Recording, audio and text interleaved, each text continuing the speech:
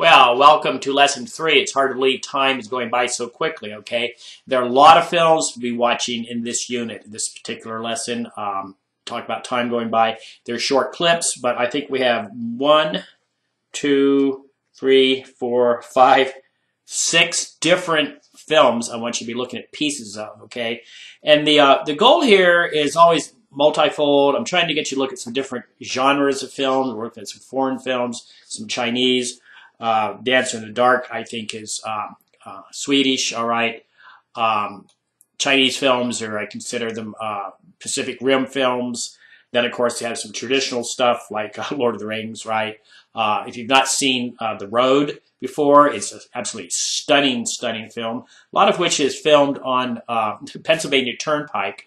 There's a place on the Pennsylvania Turnpike that used to go through a tunnel, and because the tunnel got expensive to maintain, they actually moved the Pennsylvania Turnpike around the tunnel and abandoned the tunnel, okay? So it's become a favorite movie location, and The Road is, a lot of it's filmed right there, okay?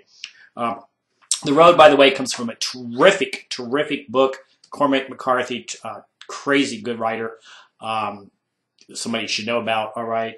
And the book very faithfully the movie very faithfully follows the book, which I always find very interesting, okay? And then the same way with Lord of the Rings, we're looking at some Lord of the Rings film clips this time. And those of you who've read Lord of the Rings know how closely the story follows. The Hobbit doesn't do that, okay? But Lord of the Rings really follows the books. And matter of fact, I had read the books 10 or 12 times before I saw the movies, and I was just absolutely knocked out by the movies and how faithful they were, okay?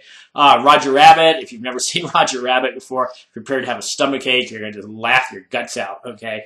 I first saw it with our kids at Disney World, and I was really interested and kind of stunned by the really technologically savvy way they put together animation with real-life drama, okay? I had never seen that before. I'm not sure it was ever done so seamlessly before. I mean, that was back in the day, okay? Now I know the technology is way advanced beyond that. But it's interesting to look at kind of special effects fairly early on, okay?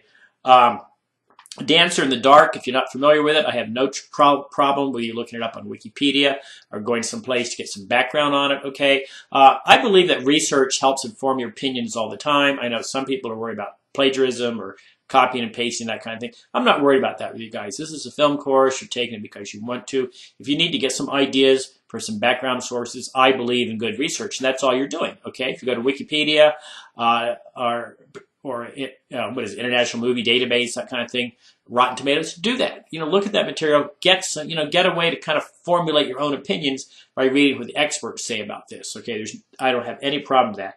Avatar, wow. Avatar, of course, we all love Avatar. Stunning, stunning animation, special effects. Kind of like going back to Lord of the Rings, okay, Gollum is so special in Lord of the Rings. Stunning, stunning special effects. Same way with Avatar, right? People, well, they are human, okay? They are actors, all right? Viggo Mortensen, you get to look at Viggo Mortensen twice. He's the lead in The Road, right? And, of course, he's Aragorn in Lord of the Rings. How cool is that, okay? And then a couple things I need to mention is I am looking at your learning journals, okay? Make sure you're keeping up to date with those. You cannot get behind. That's how I make sure you're reading and understanding your textbook, okay? I'm not going to lecture to you about all of these movies. Notice there are some lectures in the lesson, all right, because I've been able to find good lectures on YouTube. If they're not lectures, they're interviews, which I kind of think of the same thing, okay? So I'm providing you with a lot of background of these movies. I'm providing you with a lot of information, okay, that's going to help inform your thinking about other movies in the future, ones we don't talk about here, all right? And then last but not least, you need to be thinking ahead. If you notice from the textbook's very structured. And what I'm doing for you and to you is I'm giving you a structured way to look at movies. At the end of the course, you're going to write a long paper, 3,000 or more words, right? A structured analysis. It's different from a movie, okay? A movie review, excuse me. A structured analysis of a movie of your choice. It can be one of these that we've talked about here, okay? Or it can be a similar film to something that we've not talked about here, but something similar going on. So it's not so much a movie review as it's a structured analysis, and the book, chapter by chapter, is teaching you how to do this analysis. So I'm going to look in your final paper for these components that we're talking about in each of these chapters and each of these lessons. So do be planning ahead. Make sure you go down through the entire learning module, and I describe the assignment at the end of this, this learning module. So, hey, if you have questions, you know how to get a hold of me. I hope you're enjoying the class as much as I am, and I will be looking at your learning journals this week.